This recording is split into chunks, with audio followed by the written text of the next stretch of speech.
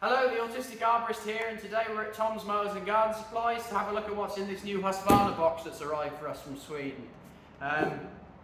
Put down in the comments if you can guess what it is. With that note, we'll start the video.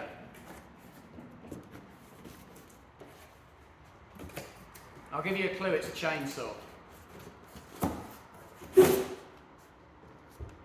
Off. Runs on C85 chain if you've got any guesses. 3/8 full chisel.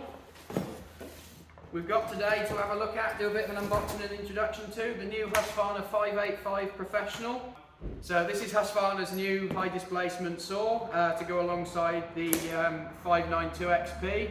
The 585 Professional obviously boasts the fact it's got a non-auto-tune carb, so it's manually adjustable as you can see here, so if that's what floats your boat, that might be a saw to look at rather than the 592 with the auto-tune. Obviously, as you can see, it's a pretty large saw compared to some of what we got behind us, even compared to the 572. You've got, obviously, it comes standard from the factory with the big double dogs, which is quite a nice feature. Something I noticed as well, it's got the new captive nuts on it, so they're not like on the 572 with the old wire cage.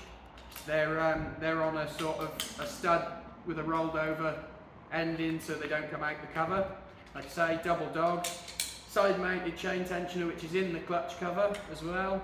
It's a nice heavy duty cover, alloy cover with a big chip flap and a nice wide exit on the bottom of the saw to allow good chip deflection away from the cut. Taking that off, we've obviously got then the large inner spike and chain catcher there. We've got fresh out the box, it's got the bar spaces, chuck them away.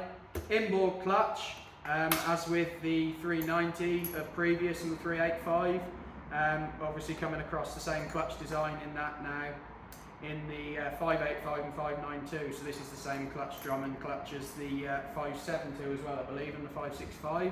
Comes standard with a 3/8 7-tooth sprocket, rim sprocket of course, so you can change that out for a larger tooth or a different pitch if you want to put obviously it's 3/8 on it, but if you want to put 404 on it, you could do that with changing the sprocket and then just ordering the bar to suit. We'll have a look at the bar that comes with it now while we're on that side of the saw. Comes standard with Husqvarna's X-Tough guide bar. I don't know if that's actually standard, that's the first time I've got it out the sleeve, but they've actually sent us a Duralite nose bar. I can't imagine that being standard, to be completely honest with you. That seems a bit of a strange thing to do on a saw of this new. So there's no bearing or sprocketing into that bar, so that can't be how they've planned to do it. Not in this country, at least. Obviously, we're in the UK, so we'll have to get on to Husqvarna about that and see if that is the correct bar that they're going to be sending in these saws for the UK market. Then, of course, you've got your C85 X-Cut chain, which is a really nice chain. Holds its edge really well, obviously full chisel, it's really nice and easy to sharpen.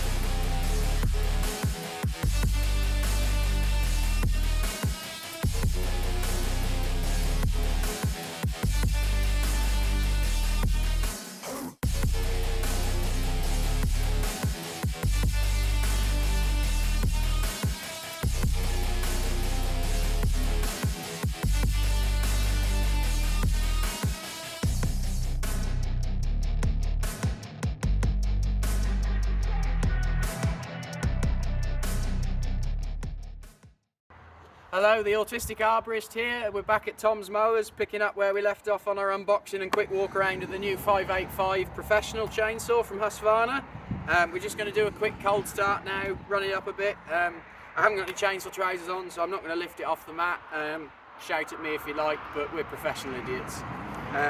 We'll just, like I say, like we're going to PDI it, we're just going to run it up, let you listen to it a bit. We haven't got any timber to cut, it's a new saw, so it's got to go on the shelf after we've PDI'd it, unfortunately. I'm sure at some point I'll get hold of one, if not buy one myself, and we can show you it cutting. So we're just going to go for a cold start now. So obviously first thing to do, chain brake on as with any cold start. Decompression in on the top here. You've got your primer bulb here. We're going to press that till fuel appears, because this is, like I say, brand new out the box. As soon as fuel appears, we'll give it 1, 2, 3, 4, 5, 6. Oh, one more for good luck. I can't count.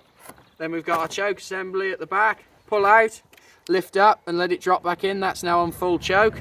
Make sure the chain brake's on, especially as we're not PPE'd up to be running a saw. I'm going to assume the starting position for starting the saw on the floor safely. Pull her over a couple of times. That's pretty good for a saw out the box, I dare say. So I flip the choke down to high idle, decomp back in, engage the pulls on the recoil.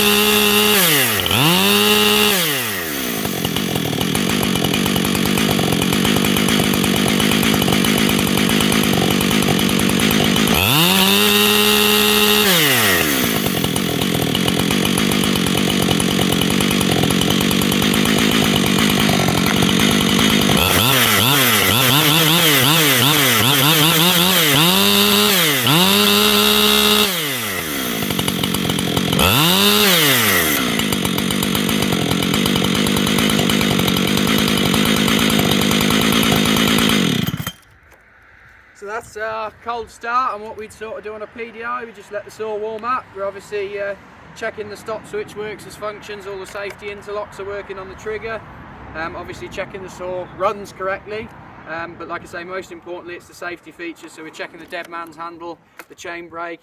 I don't like to apply the chain brake at full speed to test it. I think that's quite aggressive on the saw. I've seen snapped crankshafts and sheared flywheels and things like that. So I do a spin down test on a new saw on a chain brake, because it's a brand new saw. I don't want to abuse it for the customer. So what I do is I'll rev him up, let off the throttle, and as he starts to spin down, then I'll hit the brake. And I think that's a better way of doing it than having it flat out and smashing the brake on, especially on these big saws. There's a hell of a lot of inertia going on. And if we can help it, obviously being a new saw, we don't want to damage it for the customer.